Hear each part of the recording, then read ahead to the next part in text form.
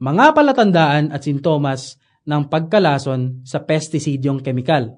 Banayad o moderate na palatandaan at sintomas.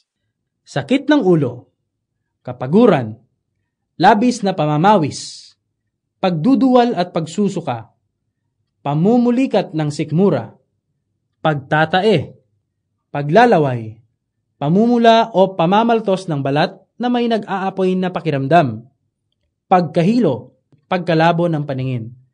Bagyang matindi o slight serious na palatandaan at sintomas. Hindi makalakad, pananakit ng dibdib, pagliit ng balin-tatao, pagkirot ng mga kalamnan. Malubha o severe na palatandaan at sintomas.